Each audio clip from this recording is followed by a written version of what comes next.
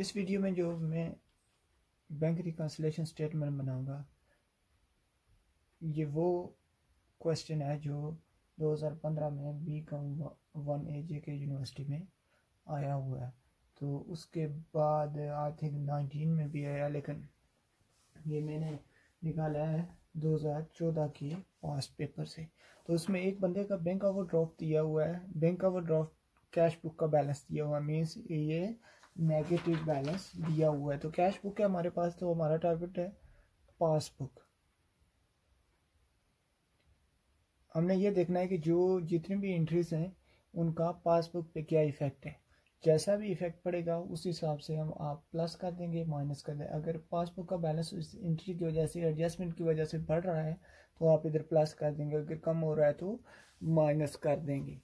तो एक बात वो जहन में रखनी है कि मैथमेटिक्स में माइनस माइनस प्लस होते हैं, लेकिन साइन माइनस का होता है। तो ये याद रख, ये नेगेटिव बैलेंस है। जो पहली एडजस्टमेंट उसने दी हुई है, cheque issued but not in cash during the year. Cheque issue किए उसने, लेकिन वो अभी तक कैश नहीं हुए, मींस वो बंदा बैंक में नहीं गया पैसे निकालने के लिए। जब आप चेक इशू करते हैं किसी को पेमेंट के लिए तो आपके कैश बुक में कमी होती है। जब बंदा बैंक में अभी तक नहीं गया तो पासबुक का balance as compare to cash book ज़्यादा है। तो आप इसका इफेक्ट पॉजिटिव लेंगे, प्लस ऑन प्रेजेंटेड चेक्स। ये रुपीज़ हैं 4400। तो मैं ये स्पेस छोड़ता हूँ, तो फिर एंड पे में जाके सारी कैलकुलेशन करूँगा। उसके बाद है check deposited but not credit by the bank during the year. ये अनकलेक्टेड चेक्स हैं। अनकलेक्टेड वो चेक्स जो आपने आपकी कैश बुक में एंट्री हो के कलेक्शन के लिए पासबुक में गए, लेकिन अभी तक बैंक ने क्रेडिट नहीं किए। तो बैंक, अगर आपने कैश बुक में डेबिट कर दिए तो बैंक ने क्रेडिट नहीं किए, तो इस मीन्स पासबुक का बैलेंस अभी कम है। तो वही इफेक्ट आप इधर ले आएंगे, लेस करेंगे आप यहाँ पे अनकलेक्टेड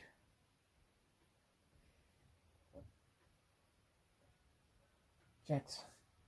ये अमाउंट है हमारे पास 13,1320। इसके बाद 4 नंबर पे bank charges not recorded in the cash book. जब बैंक चार्ज करता है तो इस मीन्स आपका बैलेंस कम हो जाता है, आपका बैलेंस कम हो जाता है। तो लेस करेंगे बैंक चार्जेस, ये 300 रुपये।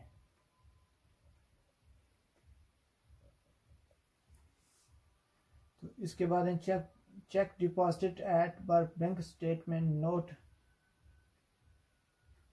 entered in the cash book ₹1900। जब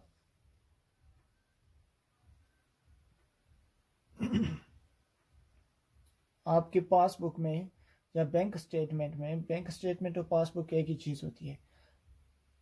चेक डिपॉजिट हो गए लेकिन अभी तक प्लस हो गए, आप इधर प्लस करेंगे। डिपॉजिट मीन्स प्लस हो गई, आपके अकाउंट में ऐड अप हो गई। आप कहेंगे चेक डिपॉजिट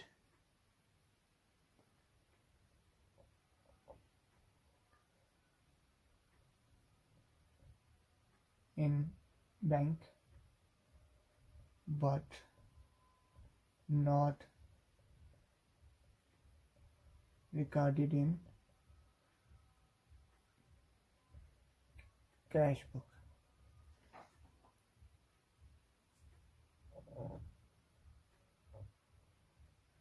ये रुपीज हैं 1900। ये यहाँ पे अमाउंट आएगी, तो आप यहाँ पे भी फिर अमाउंट आएगी। इसके बाद है interest charge by the bank recorded twice in the cash book. जब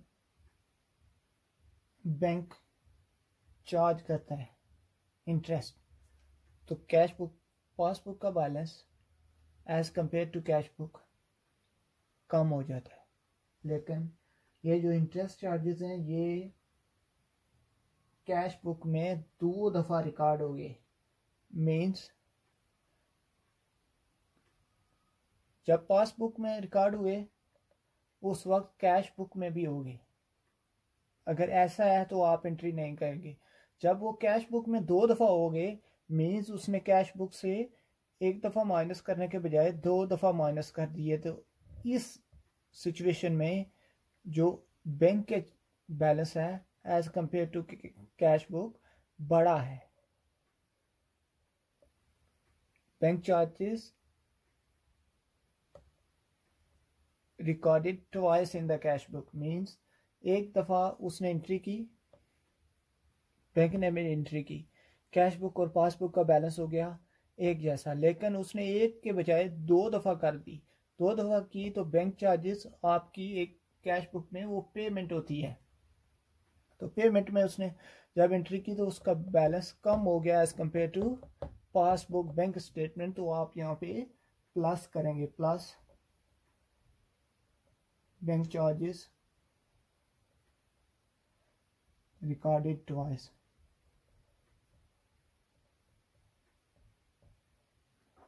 ये 900 रुपये। इसके बाद है club dues of mister Rafiq paid by the bank as per standing instruction not recorded in the cash book.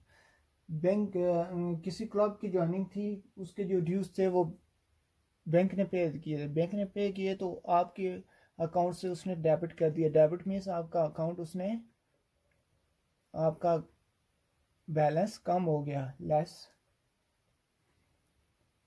Club dues paid by bank.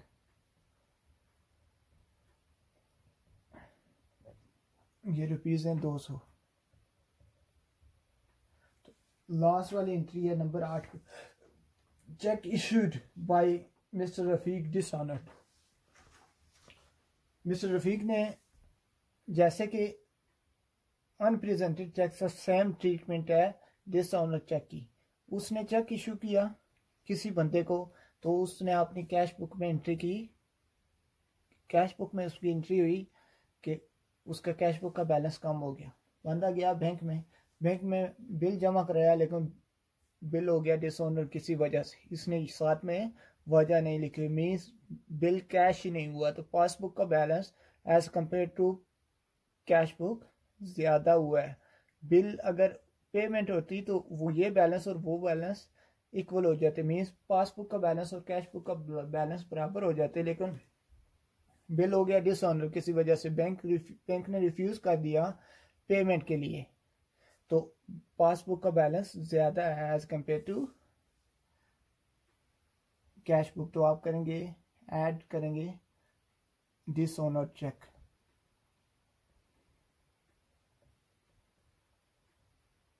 Check कितने का है? 2400 रुपये का। तो आपने शुरू किया था पासबुक से या कैश बुक से, तो आपका बैलेंस होना चाहिए बैलेंस एज पर क्या पासबुक।